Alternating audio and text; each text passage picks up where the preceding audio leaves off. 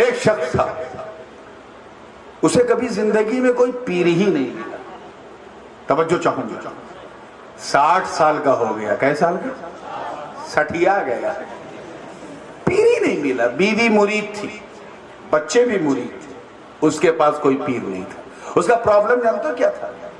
جب کوئی پیر آتا تھا آبادی میں تو اوپر سے نیچے ایسے دیکھے، 99% اگر پرفیکٹ ہو اور 1% اگر کہیں کمی آ جائے تو کہتا تھا نہیں نہیں نہیں نہیں نہیں، یہ پیر بنانے لائق. اتنا حساس کہ اگر غلطی سے کوئی پیر صاحب جھٹکے سے سہون داہنے پیر کے بجائے بایاں پیر اگر جوتے میں ڈال دے، نہیں نہیں نہیں نہیں، یہ پیر بنانے لائق نہیں. ایک پیر صاحب پیاسے تھے، ایک جھٹکے میں پورا پانی پی گئے، 3 سانس کا انتظار نہیں کیا، نہیں نہیں نہیں نہیں، یہ پیر بنانے لائق نہیں. 60 سال کا ہو گیا. ایک دن گھر پہنچا تو اس کی بیوی نے کہا ہے کسی کا مرید بن جا، نہیں تو بے پیر کے مر جائے گا. اور جس کا کوئی پیر نہیں ہوتا اس کا پیر شیطان ہوتا ہے. تانا دیتی ہے، جب تک مجھے اچھا پیر نہ ملے میں نہیں ہوں گا. تب تک اس نے کہا سن، زندگی کا کوئی بھروسہ نہیں. ہو سکتا ہے صبح کا سورج ہی تو نہ دیکھ پایا تو میں تو پیر کے ساتھ اٹھوں گی، کیونکہ قرآن کا وعدہ ہے یوم ندعو کل اناس بامامہم. قیامت کے دن ہم لوگوں کو ان کے امام کے ساتھ بلائیں گے. یہاں امام سے مراد مسجد کا امام نہیں ہے، پیر ہے. اور تو بغیر پیر کے جانا شیطان کے ساتھ، زندگی کا کوئی بھروسہ نہیں. اتنا کہا تب تک اس کا دماغ کھٹ کہا یار یہ بات تو اس بڑھیا نے پتے کی اور پتے کی یہ کی کہ زندگی کا کوئی بھروسہ نہیں. واقعی ہو سکتا ہے میں صبح کا سورج نہ دیکھ پاؤں تو. اسی خیال میں اس نے عشاء کی نماز پڑھی، بستر لگایا، لیٹ گیا، مگر نیند کہاں آنی تھی. جاگ رہا، ڈر کے مارے جاگ رہا، کہیں سو گیا. اور تو میں تو بغیر پیر کے گیا، بیٹھ گیا اور دماغ چالو، کیا کروں کیا کروں. 1 بج گیا، 1:30 بج گیا، تیسرا پہر رات کا لگا. اٹھ کے بیٹھا، وضو کیا، سب کچھ کیا، فیصلہ کیا اور اپنے رب سے وعدہ کیا اے اللہ بہت ہو گیا، بہت میں نے یہ دیکھا کہ اس میں یہ کوالٹی ہے، اس میں وہ کوالٹی ہے، اب کچھ نہیں دیکھوں گا. میں تجھ سے وعدہ کرتا کہ ابھی میں گھر سے باہر نکلوں گا، جس انسان پہ میری نظر پڑ گئی میں اسے اپنا پیر بنا لوں گا، چاہے جیسا ہو پیر بنا لوں گا. اب آپ خود سمجھو کہ 2-2:30 بجے رات کو کس ٹائپ کے لوگ سڑک پہ گھومتے ہیں. کتنا خطرناک رسک اس نے لیا. نکلا، سامنے چوروں اور اچکوں کا قافلہ جا رہا تھا. جو چور سب سے پیچھے تھا وہ بالکل اس کے سامنے آیا. جیسے ہی سامنے آیا دیکھا وہ اپنا چہرہ چھپائے ہوئے. چور تو چھپائے رہتا. اسے اپنا وعدہ یاد آیا کہ میں نکلوں گا تو جو انسان نظر آئے گا میں اس سے مرید ہو جاؤں گا. نہ دیکھا آؤ نہ دیکھا تاؤ، اس چور کا پاؤں پکڑا اور کہا پیر صاحب. اب چور اوپر سے نیچے دیکھ رہا ہے، کہہ رہا پیر صاحب لوگ دن میں چڑھاتے ہیں، تو نے رات میں چڑھا لی. ابے میں تجھے پیر دکھ رہا ہوں، میں خود کسی کا مرید نہیں تو تیرا پیر کیسے؟ کہ تم چاہے جیسے ہو، میں نے تو اپنے رب سے وعدہ کیا ہے، میں وعدہ کر کے آیا ہوں کہ جو ملے گا وہ میرا پیر. تو ملا تو میں سمجھ گیا تو آیا نہیں ہے، میرے رب نے تجھے میرے لیے بھیجا. ارے پاگل آدمی، میں چور ہوں، میرے سامنے ساتھی چور لوگ جا رہے ہیں، سب چور ہیں، میں بھی چور ہوں، اور میں کیا بتاؤں کہ اگر تو نے مجھے ایسے پکڑے رکھا تو میرا ساتھ چھوڑ جائے گا. کہ نہیں پہلے مرید کرو پھر جاؤ. پاگلوں میں تجھے مرید کروں؟ ارے میں خود خطرے کے نشان سے اوپر چل رہا ہوں، تجھے مرید کروں؟ میں بہت بڑا چور ہوں، بہت بڑا اچکا ہوں، گینگسٹر ہوں، شہر کا ڈان ہوں. اس نے سوچا میں اپنی برائی کروں گا تو یہ ہاتھ چھوڑ دے گا، مگر وہ بھی بڑا ضدی تھا اور مضبوطی سے پکڑا کہ اب تو میں بالکل نہیں چھوڑوں گا. کہ وہ کیوں؟ کہ جتنے پیر لوگ آتے ہیں سب اپنی تعریف خود کرتے ہیں یا اپنے چمچوں سے کرواتے ہیں. تو اپنی تعریف نہیں برائی کر رہا ہے. میں سمجھ گیا سب نکلی تو اصلی. اس نے کہا یا اللہ یہ کیا، یہ تو رانگ نمبر لگ گیا. میں نے برائی کی تھی، مجھے چھوڑے گا، یہ تو بڑا گڑبڑ۔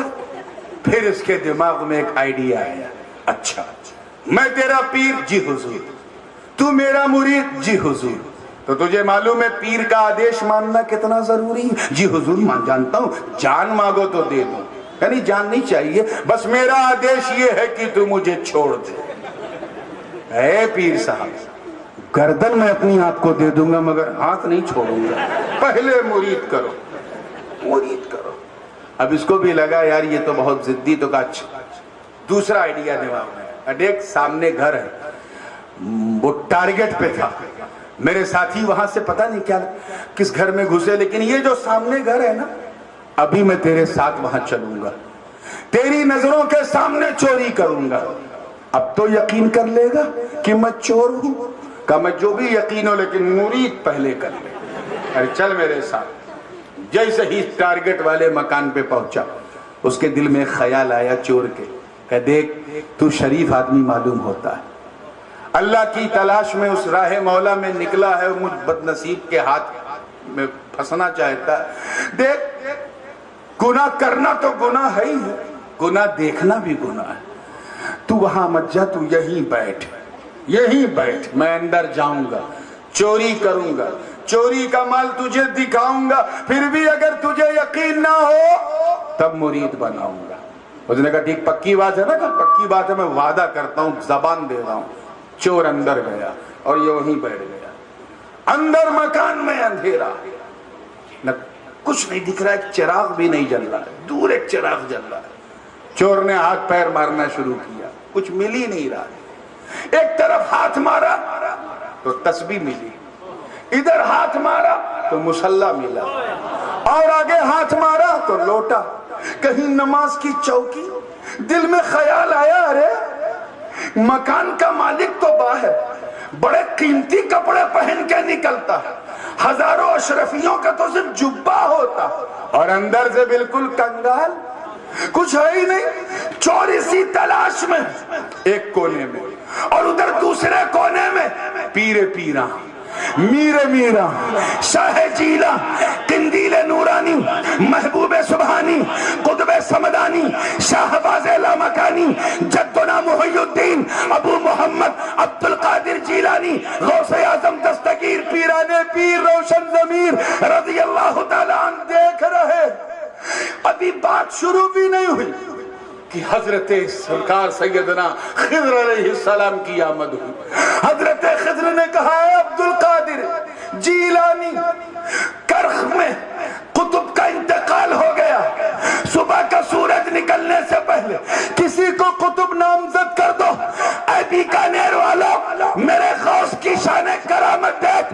فرماتے ہیں ادھر ادھر جانے کی ضرورت نہیں ہے، ایک چور آیا بڑی دیر سے ہاتھ پیر مار رہا، اسے کچھ نہیں ملا، کچھ نہیں ملا، کہیں ایسا نہ ہو کہ خالی ہاتھ جا کر بغداد کی گلیوں میں شور نہ مچائے کہ عبد القادر کے گھر گیا تھا کچھ نہیں ملا، کہیں میری سخاوت کو یہ تانا نہ دے، اس لیے اے خواجہ خضر میں نے فیصلہ کر لیا ہے، اسی کو قطبیت دے دی جائے۔ نعرہ تکبیر، نعرہ رسالت، حضور تاج العلماء فیضان غوث اعظم۔ اسی کو قطب بنا دیا جائے، ابدال بنا دیا جائے۔ اب تو نظر کا تیر چل چکا تھا، اس چور کو بھی پیر مل چکا تھا، اب وہ چور چور نہ رہا، ولیوں کی جماعت میں قطب بن گیا۔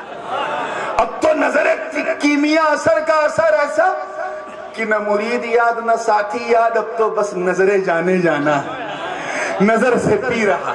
ایک دن گزرا، دوسرا دن گزرا، تیسرا دن آیا تو غوث پاک نے خود فرمایا کہ ولد الاعز، تجھے اس لیے مرید نہیں کیا ہوں کہ اس لیے ولی نہیں بنایا ہوں کہ تو بس مجھے تکتا رہے، تیری کچھ ڈیوٹی ہے، کرخ کی زمین تمہارا انتظار کر رہی، خرقہ اجازت و خلافت عطا کیا، اپنا جانشین بنا کر اسے روانہ کیا۔